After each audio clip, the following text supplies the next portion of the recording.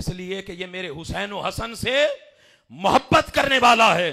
तो लोगों, अल्लाह की इज्जत की कसम, ये जो अहले बैत की मोहब्बत है, ये इस दुनिया में भी हुजूर की आंखों में रखती है, हुजूर की निगाहों में बंदा रहता है।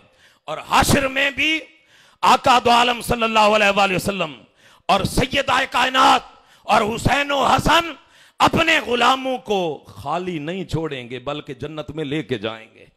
तो आपको फातिमा इसलिए कहा जाता है कि आप ढाल बन जाएंगी, रुकावट बन जाएंगी अपनी अपनी जुर्रियत और अपने मुहिब्बीन और मुखलिसीन के लिए जहन्नम से, और उन्हें जन्नत में लेके जाएंगी, जन्नत में लेके जाएंगी। और आपका लकब है बुतूल, आपका लकब है बुतूल, और बुतूल बतला बतलन से है, ए कताहु व अबानाहु।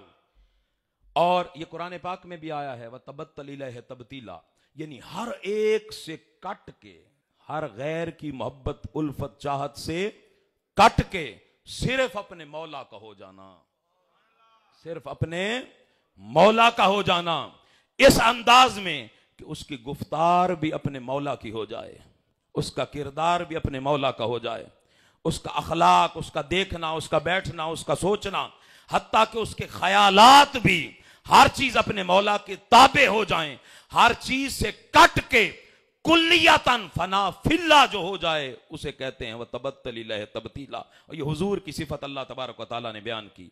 ये जो हुजूर की सिफत थी, इसका मजहर अतम और पैकर अतम सैयदा कायनात की जात है।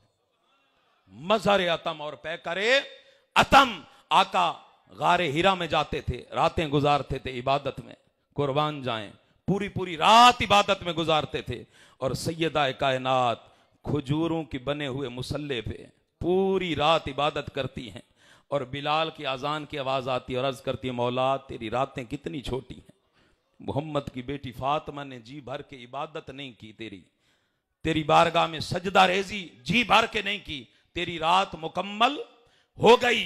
तो आका दो आलम सल्लल्लाहु अलैहि वसल्लम की शख्सियत के इस पहलू का मजहर अतम अगर कोई जात है तो वो सैयदा कायनात की जात है।